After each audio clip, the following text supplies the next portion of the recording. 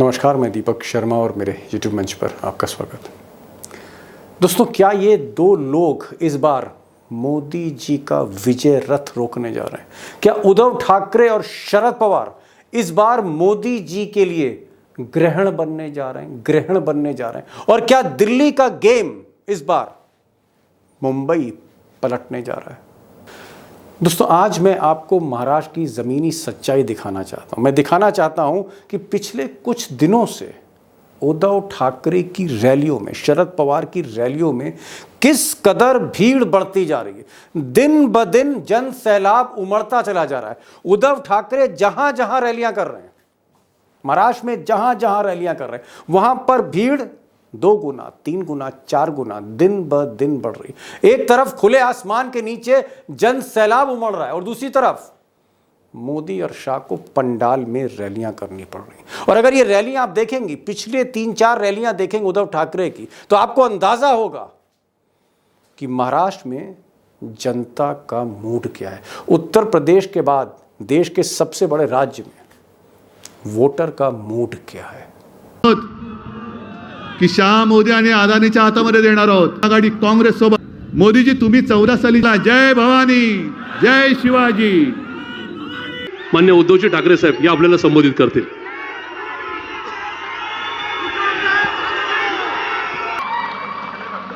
मी जातोय सर्व मतदारसंघात पहिल्या प्रथम मतदारांची मी माफीच मागतो।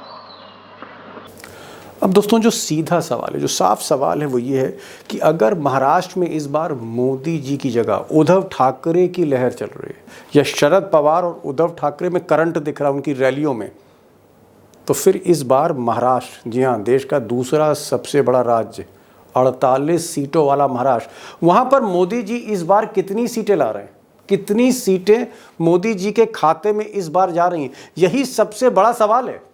क्योंकि पिछली बार, या यूं कहूं 2014 में और 2019 में, पिछले 2 चुनाव में मोदी जी 48 में से 41 सीटें ले गए। 2014 में 48 में 41 मिली और 2019 में 48 में 41 मिली। हालांकि हकीकत यह है कि पिछले 2 चुनाव में मोदी जी के साथ उद्धव ठाकरे थे और आज उद्धव ठाकरे उनके साथ नहीं हैं। अब दोस्तों, पिछली बार उद्धव ठाकरे साथ में थे, इस बार उद्धव ठाकरे नहीं, और बहुत से मुद्दे हैं जो मोदी जी के मुखालिफ जा रहे हैं। मैं चाहूँगा कि आप ही गेस करिए, माहौल देखकर, करंट देखकर, लहर देखकर, कि इस बार 41 सीटों की जगह मोदी जी कितनी सीटें ला रहे हैं। मैं एक गेस मैं आप पर छोड़ता हूँ, आप गेस करिए। क्या मोदी जी इस बार 41 की जगह 35 सीटें लाने जा रहे हैं, या फिर 30 सीटें लाने जा रहे हैं, या फिर 25, या फिर 20? अब मैं कोशिश करूंगा अपने एक्सपर्ट्स की मदद से, जी हाँ, एक्सपर्ट्स की मदद से मैं सारे फैक्ट्स आज रखने जा रहा हूं कि महाराष्ट्र की सरजमी पर मोदी को इस बार कितनी सीटें मिल रही हैं। एक चीज़ मैं कहना चाहता हूं बहुत जिम्मेदारी के साथ, कि अगर ये सीटें 20 या 20 से कम हैं, तो फिर मान लीजिए मोदी जी का रथ फंस गया। और क्यों फंस गया रथ? अगर महाराष्ट्र में मोदी जी की सीटें 20 तक सिमट जाती हैं, अगर ऐसा होता है, तो फिर मोदी जी का रथ क्यों फंस गया? जी हाँ, 2024 का रथ क्या महाराष्ट्र में फंसने जा रहा है?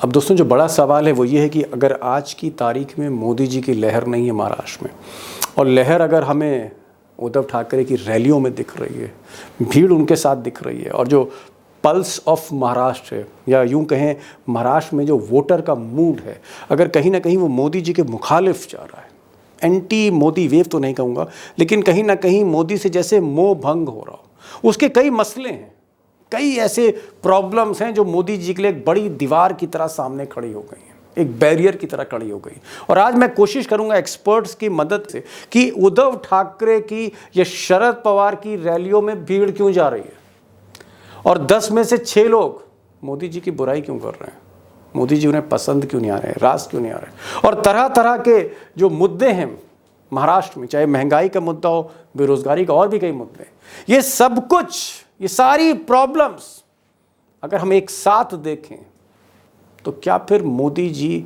कमाल करने जा रहे हैं महाराष्ट्र में इन सब के बावजूद, या फिर मोदी जी कहीं ना कहीं 20 तक सिमट रहे हैं, 20 तक, या 20 के नीचे जा रहे हैं? और अगर 20 सीटों से मोदी जी नीचे जा रहे हैं, तो जैसे मैंने पहले कहा था, फिर होने क्या जा रहा है। दो एक्सपर्ट्स हैं, ग्राउंड जीरो से रिपोर्ट आज आपको देखने को मिलेगी। सारे फैक्ट सामने रखने जा रहा हूँ, तस्वीर एकदम क्लियर करने जा रहा हूँ। जलगांव महाराष्ट्र के बीचों बीच से सुधीर सूर्यवंशी होंगे हमारे साथ, और हमारे साथ पॉलिटिकल एनालिस्ट प्रोफेसर रविकांत होंगे। मैं बहुत ज़्यादा वक्त नहीं लूँगा, क्योंकि सवाल बड़ा है कि उत्तर प्रदेश के बाद महाराष्ट्र में जहाँ 48 सीटें हैं, क्या वहाँ मोदी पिछली बार की तरह कमाल करने जा रहे हैं, या फिर खेल पलटने वाला है? दिल्ली का खेल मुंबई पलटने जा रहा है। मेरा पहला सवाल सुधीर सूर्यवंशी से। सुधीर जी, मैं बहुत स्पष्ट रूप से आपसे जानना चाह रहा हूं कि क्या पिछली 3-4 रैलियां जो हुई हैं उद्धव ठाकरे की, पुणे में, बारामती में, फिर कोल्हापुर में, फिर सांगली में, फिर शोलापुर में, ये जो रैलीज हो रही हैं एक के बाद एक पिछले 3-4 दिन से, क्या इसमें भीड़ वाकई बढ़ती जा रही है? क्या ये भीड़ इंक्रीज हो रही है? एक लहर की तरह भीड़ बढ़ती हुई दिख रही है ठाकरे और पवार की रैलियों में? दीपक जी, बिल्कुल आपकी जानकारी सही। आप जो उद्धव ठाकरे की रैली देखेंगे तो उनमें जन सैलाब है वो दिन पे दिन बहुत बड़े पैमाने में बढ़ते जा रहा है, और जिस तरह से जन सैलाब बढ़ रहा है उसके देखते उद्धव ठाकरे का भी हौसला वैसे ही बढ़ रहा है। और मुझे लगता है नरेंद्र मोदी उनकी रैली होने के बाद में उद्धव ठाकरे की रैली हो रही है, तो हम यहाँ पे मराठा में उसको उतारा करते कि जो मोदी जो इम्पैक्ट करता है उसको डाइल्यूट करने के लिए वो रैली बड़े पैमाने पे महाराष्ट्र में हो रहा है। जैसे पुणे के जो खड़कवासला येरा है, कोल्हापुर है, तुम्हारा सोलापुर है, ऐसी जगह पे बड़े पैमाने पे रैली है हुई। दूसरी अहम बात मैं दीपक जी बहुत शार्प ने और संक्षिप्त में कहना चाहिए, लेकिन बहुत इंपॉर्टेंट चीज है। पंतप्रधान नरेंद्र मोदी ने इंटरव्यू दिया कल। वो इंटरव्यू में कहा कि उद्धव ठाकरे से उनकी कोई निजी दुश्मनी नहीं है, जब उद्धव ठाकरे कुछ होगा तो पहला मैं आदमी रहूंगा उनको हेल्प करने के लिए। तो इसका मतलब ये है कि उद्धव ठाकरे महाराष्ट्र साहब ये क्या बात कर रहे हैं? एक मिनट, रुकिए। मैं तो प्रोफेसर रविकांत के पास जाना चाह रहा हूँ। रविकांत जी, क्या बोल रहे हैं सुधीर जी? ये कह रहे हैं कि नरेंद्र मोदी, जिन्होंने पार्टी छीन ली उद्धव ठाकरे से, दफ्तर छीन लिया, सिंबल छीन लिया, पूरी की पूरी आप कह सकते हैं उनकी जीवन भर की कमाई छीन ली, सड़क पर लिया है। आज नरेंद्र मोदी कह रहे हैं कि उद्धव ठाकरे को अगर कुछ होता है तो मैं बड़ा भाई हूं, मैं चीजें संभाल लूंगा। ये कहना चाह रहे सुधीर जी कि अगर कोई बात आती, कोई विपत्ति आती तो मैं खड़ा हूं। ये क्या है? ये कौन सा यू टर्न है रविकांत जी? दीपक जी, मोदी जी रथ से उतर करके घुटनों के बल आ गए, और इसीलिए वो ये बात कर रहे हैं। उनको मालूम है कि वो कहां पहुंच रहे हैं, कितना वो स्कोर कर रहे हैं। स्कोर बोर्ड अच्छे से दिख रहा है मोदी जी को। और यही मैं दूसरी चीज, डॉक्टर साहब मैं दूसरी चीज आपसे पूछ रहा हूं। मैं कह रहा हूं कि एक आदमी, मैं आपका मकान छीन लूं, मैं आपकी दुकान छीन लूं, मैं आपको सड़क पर ले आऊं, मैं सारे आपके बैंक के दस्तावेज अपने पास रख के आपके नौकर को दे दूं, मैनेजर को दे दूं, और फिर मैं कहूं कि रविकांत जी अगर कोई विपत्ति आए तो मैं हूं आपके लिए, मैं हूं ना। ये कौन सी लैंग्वेज है? ये क्या दर्शा क्या रहा है? इससे जाहिर क्या हो रहा है? मैं ये पूछ रहा हूं। इससे जाहिर ये हो रहा है कि संभल नहीं रहा है, पूरा देश नहीं संभल रहा है, और महाराष्ट्र तो बिल्कुल नहीं संभल रहा। महाराष्ट्र में जो शिवसेना के साथ इन्होंने किया था, देखिए शिवसेना हो महाराष्ट्र में गद्दारी को माफ नहीं करता महाराष्ट्र के लोग, और जो इन्होंने किया है शिवसेना को तोड़ करके, उसे अब महाराष्ट्र के लोग माफ नहीं कर रहे हैं। और कई कंपनियां उठा करके आप ले गए गुजरात, तो महाराष्ट्र की जो अस्मिता है उसे शिवसेना ने, उद्धव ठाकरे ने अपने साथ जोड़ लिया है। जो महाविकास आघाड़ी बना है उसने इसी आइडेंटिटी को उठा लिया है, और इसीलिए मोदी जी इस समय परेशान है, और वो थोड़ा सा उसमें रिस्पेक्ट करके ये सोच रहे हैं कि किसी तरीके से बचा लिया जाए अपने आप। इसका मतलब है दीपक जी कि वहां सूप बड़ा साफ है, हवा पछुआ चल रही है। नहीं, मैं ये फट्टा उठ रहा है। मैं कह रहा हूं किसी आदमी को थप्पड़ मार के क्या हाथ मिलाया जा सकता है? मैं ये पूछ रहा हूं। इतना बड़ा मतलब एक यू टर्न, एक आदमी को मैं जेल भेज दूं, एक आदमी को मैं थप्पड़ मार दूं, फिर कह रहा हाथ मिला लो। ये किस तरह की राजनीति है? मैं ये पूछ रहा हूं। ये मोदी जी की राजनीति है, यही आरएसएस है। इसी को उनकी भाषा में चाणक्य नीति। चलिए छोड़िए, मैं समझ गया ये मोदी जी की राजनीति है, तो इसलिए मुझे बहुत ज्यादा जा रहा है। मैं सुधीर जी के पास आ रहा हूँ। सुधीर जी, मैं एक बात आपसे जानना चाह रहा था, बहुत सिंपल। मैं नहीं चाहता माइक्रो लेवल पे जाऊं, क्योंकि आप तो माइक्रो लेवल पे रात भर महाराष्ट्र में बोलते रहेंगे। सीटें संसद की तो छोड़ दीजिए, पार्लियामेंट की सीटें छोड़ दीजिए, आप तो पंचायत की सीटें डिस्कस करने लगोगे। मुझे आपके पास इतनी जानकारी है और मैं सैल्यूट करता हूँ ऐसी जानकारियों को। मैं एक चीज ये पूछना चाह रहा हूँ, अभी आप जलगांव में हैं, उससे पहले आप कोल्हापुर में थे, फिर कभी आप नागपुर में हो, कभी आप बॉम्बे में हो, आप लगातार महाराष्ट्र में घूम रहे हैं। लोगों से आपकी बात होती है, आप तो मराठा स्पीकिंग हो, लोगों से जब आपकी बात होती है गांव में, कस्बों में, किसी रेहड़ी वाले के यहाँ, ठेले वाले के यहाँ कोई सब्जी लेके जा रहा है, ये लोग क्या कह रहे हैं? What is the pulse of Maharashtra? What is the pulse of Maharashtra, mister Sudhir? Deepak ji, मैं जैसे आपने कहा मैं जलगांव में हूँ, ये खानदेश रीजन है। यहाँ पे कपास का किसान बहुत बड़े पैमाने पे है। अब उसके आगे जाएंगे नासिक, वही उत्तर महाराष्ट्र, नॉर्थ महाराष्ट्र का ही रीजन है, वहाँ पे प्याज है। अब विदर्भ में जाएंगे तो वहाँ पे भी कपास है, सोयाबीन है, मराठवाड़ा में सोयाबीन है। तो बहुत से किसानों से मेरी बात हो रही है। तो इस बार दो तरह के संकट, आसमानी संकट किसानों के ऊपर है। एक जो संकट जो नेचर की वजह से होता है, और जी। दूसरा संकट जो रूलिंग पार्टी है, जो रूलर रहते हैं उनकी वजह से होता है। इस बार क्या हुआ, कपास हो, गन्ना हो, सोयाबीन हो, उसकी जो उत्पादकता है वो बहुत कम हुई है। उत्पादकता कम हुई तो हुई, उसमें जो रेट से जो प्राइजेस रहनी चाहिए, एमएसपी रहनी चाहिए, वो बिल्कुल नहीं है। इसलिए डबल वैमी जैसे अंग्रेजी में कहते हैं, तो डबल संकट किसानों के ऊपर है। इसलिए किसान को जी, शेतकरी समझ सम्मान गया, निधि में समझ गया। आप कह रहे हैं दो चीजें कह रहे हैं, एक तो किसानों को उनके उत्पाद का, यानी चाहे वो गन्ना हो चाहे कपास हो, सही दाम नहीं मिल रहा। दूसरा आप कह रहे हैं कि सूखा पड़ सकता है, पानी कम बरस रहा है, आप ये कहना चाह रहे हैं इस बार। बिल्कुल। तो मैं ये जानना चाह रहा था कि क्या गांव से लेकर शहर तक माहौल क्या है इस वक्त महाराष्ट्र का, एक लाइन में अगर बता सके।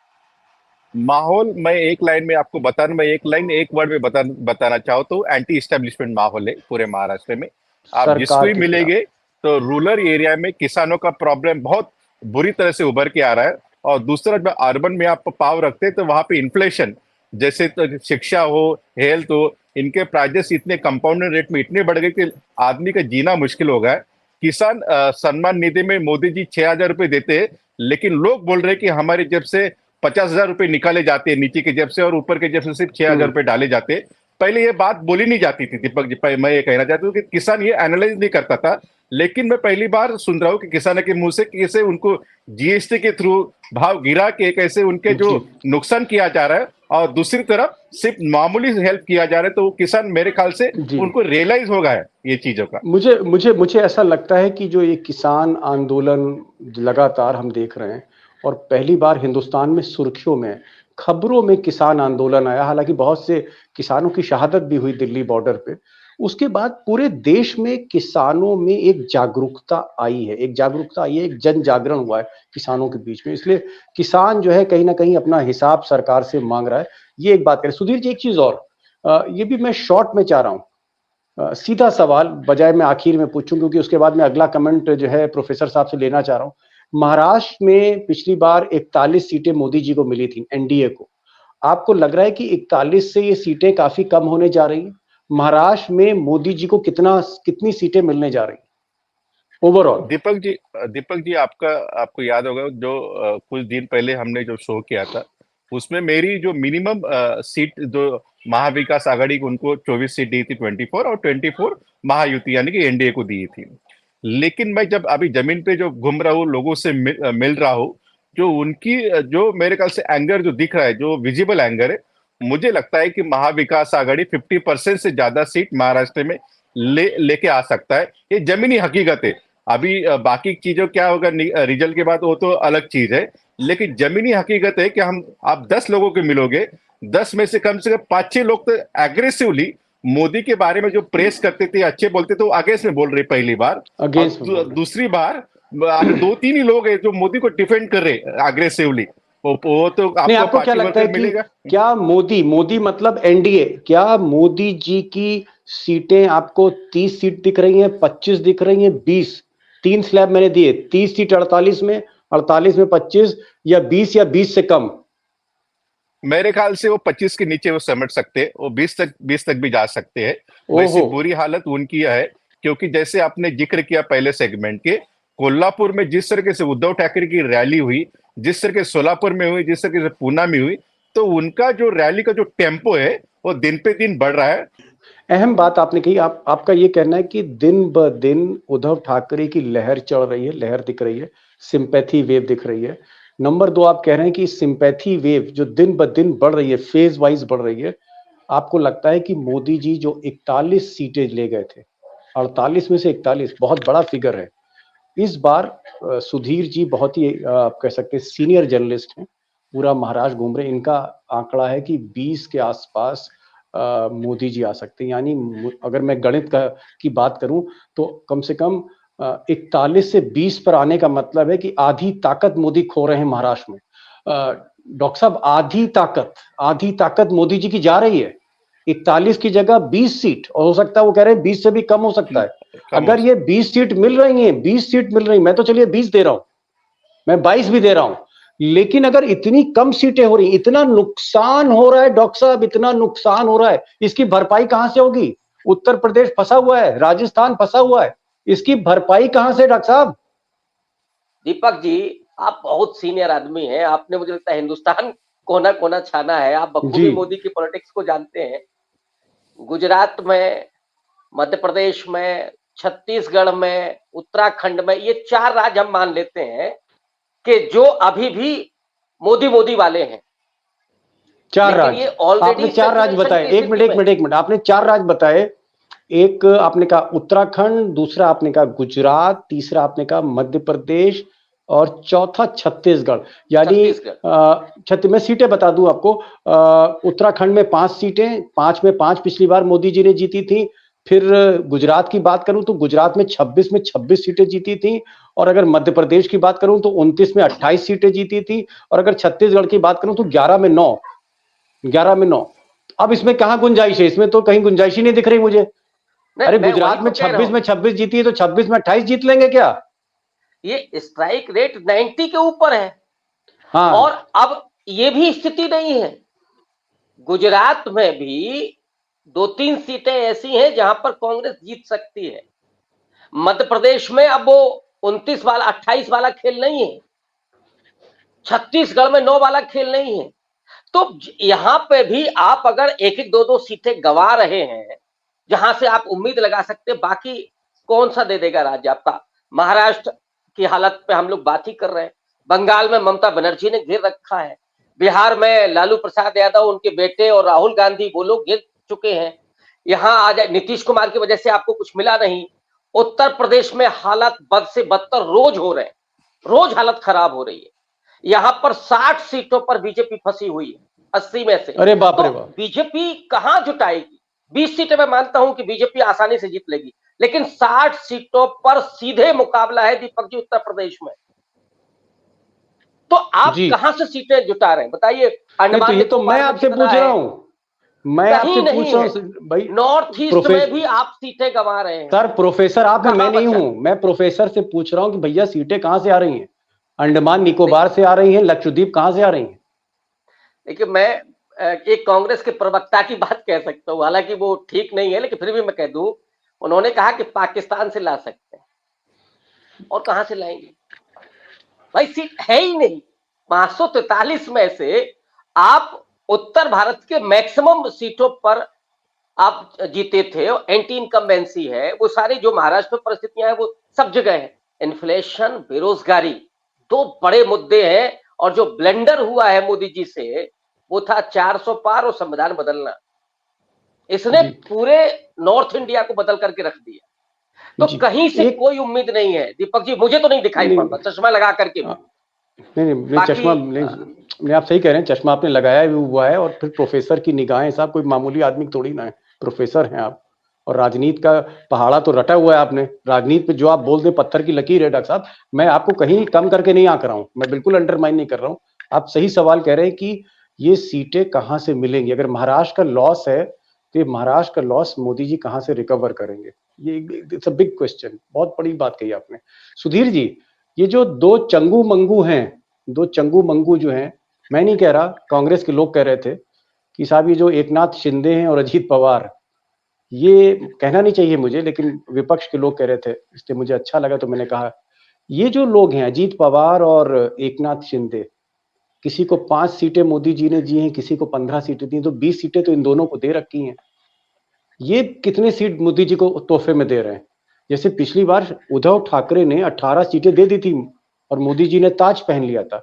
इस बार एकनाथ शिंदे और अजीत पवार, एक चीफ मिनिस्टर है और एक डिप्टी चीफ मिनिस्टर है। एक ने एनसीपी को तोड़ के वो मालिक मुख्तार बन गया एनसीपी का, और एक शिवसेना का मालिक मुख्तार है। ये शिंदे और अजीत पवार कितनी सीटें दे रहे हैं? ये जो 20 सीट का कोटा दिया है मोदी जी ने।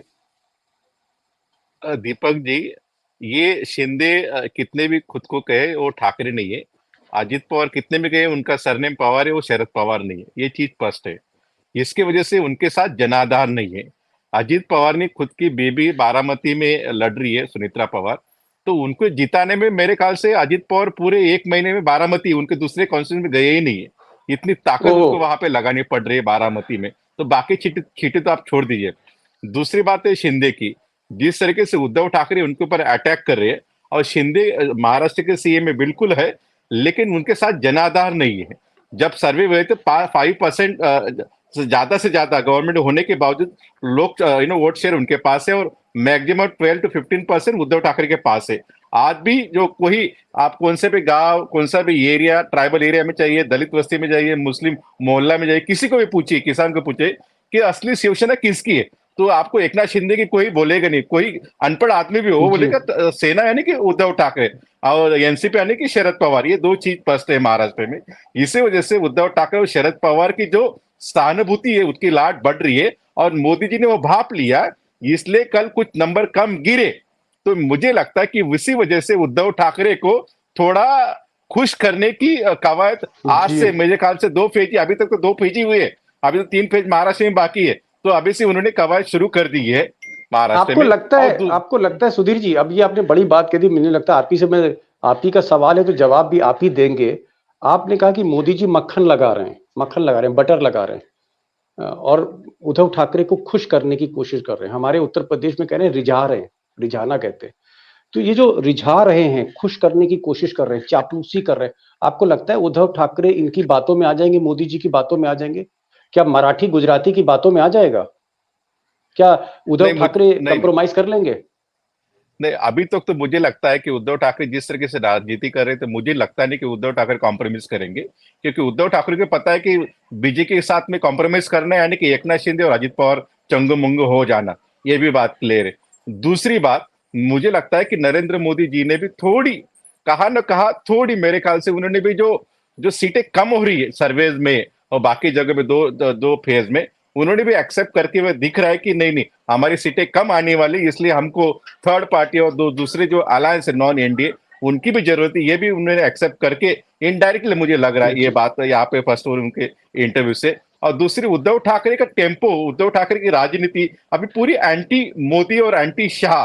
अभी उनके भाषण आप देखेंगे तो वो कह रहे हैं कि सूरत के 2 लोग आ रहे हो महाराष्ट्र लूटना चाहते, सूरत के 2 लोग आ रहे हैं खमन ढोकला महाराष्ट्र में देना चाहते हैं, तो हम चूज करें खमन ढोकला खाना है कि कोल्हापुर का जो तांबड़ा पांडरा रसा है वो खाने को। वो बाकायदा खुले मंच में लोगों को सवाल पूछ रहे हैं। जी जी जी जी, सूरत के 2 लोग आके महाराष्ट्र लूट रहे हैं, ये बात उद्धव ठाकरे पूरी रैली में कह रहे हैं, लोगों के बीच कह रहे हैं, यानी पूरा का पूरा हमला जो है उनका अमित शाह और मोदी पे। लास्ट क्वेश्चन है, क्योंकि समय भी हो रहा है। प्रोफेसर साहब, एक चीज आखिर में बता दीजिए, आपको क्या लग रहा है कि उद्धव ठाकरे ने मोदी के रथ का पहिया पकड़ लिया है और ये पहिया निकाल के फेंक देंगे उद्धव ठाकरे 4 जून को? क्या लग रहा है आपको? नहीं, जो किया उद्धव ठाकरे के साथ बीजेपी ने, एक तो शिवसेना उस समय बीजेपी से बड़ी पार्टी थी और वो छोटे भाई की भूमिका में हो गई, उसके बाद आपने पार्टी को तोड़ दिया, तो आप तो कहीं का नहीं रखना चाहते थे। और गुजरात सारे आप वो लेकर के चले गए, जितने भी कंपनियां वहां लग रही थी। तो महाराष्ट्र के लोग बहुत नाराज हैं, और उद्धव ठाकरे ने जो कैंपेन की है, उनके बेटे भी बड़ी अच्छी कैंपेन कर रहे हैं, लगातार वो लोगों के बीच में जा रहे हैं, कोई अभी रैली नहीं कर रहे हैं, इसके पहले भी लगातार वो जुड़ते रहे और इन मुद्दों को उठाते रहे हैं। इस वजह से समूचा जो महाराष्ट्र है वो उद्धव ठाकरे के साथ खड़ा हो गया है। और मैं फिर उस शब्द को दोहराऊंगा कि महाराष्ट्र के लोग गद्दारी को कभी बर्दाश्त नहीं करते। ये जो पीठ में खंजर घोंपा है ना, उद्धव ठाकरे के, उसको महाराष्ट्र के लोग बर्दाश्त करेंगे नहीं। और यही वजह है कि जो धस गया है, उद्धव ठाकरे निकालने वाले नहीं है। मोदी जी जो सोच रहे हैं कि एक हाथ लगा देंगे उद्धव ठाकरे, नहीं नहीं, अब तो वो थोड़ा और धसा देंगे, ये स्थिति है। वो बर्दाश्त करने वाला नहीं है। आपने कहीं का नहीं छोड़ा उनको, कहीं कहीं। डॉक्टर साहब, दो बड़ी बातें आपने कही और सुधीर जी ने भी कही, और मैं कहूंगा कि सुधीर जी ने जो सबसे बड़ी बात कही वो ये कही कि महाराष्ट्र में कहीं ना कहीं जो पब्लिक है, एंटी मोदी मूड है पब्लिक का। दूसरी बात सुधीर जी ने कहा कि धीरे धीरे हर रैली में उद्धव ठाकरे जो भी रैली कर रहे हैं उसमें भीड़ बढ़ रही है। कहीं ना कहीं सेंटर स्टेज में उद्धव ठाकरे के चारों तरफ महाराष्ट्र की राजनीति घूम रही है। एक आप कह सकते हैं केंद्र में इस वक्त महाराष्ट्र चुनाव के केंद्र में सबसे बड़ा फिगर उद्धव ठाकरे है। तीसरी बात इन्होंने कही कि जो सेंटिमेंट्स हैं, जो मूड है, जो पल्स ऑफ महाराष्ट्र है, वो ऐसा जाहिर करता है कि इस बार 20 या 20 से कम सीटें मोदी जी को आ सकती।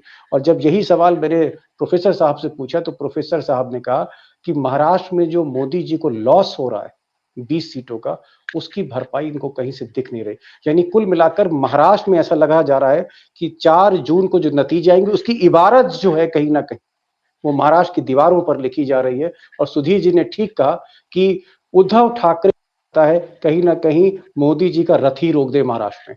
आप दोनों लोग आए, बड़ी खुलकर बात हुई। सुधीर भाई, जिस तरह से आप महाराष्ट्र को समझाते हैं, कसम से मैं कह रहा हूं, ऐसा लगता है जैसे साक्षात हम महाराष्ट्र का नतीजा देख रहे हो।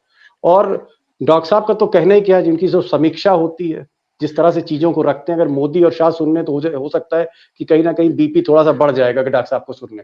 डॉक्टर साहब, इस बेबाकी का, सुधीर जी, इस रिपोर्ट का, सटीक रिपोर्ट का बहुत बहुत शुक्रिया। अपने दोस्तों की तरफ से thank you so much for joining this program. Thank you so much sir.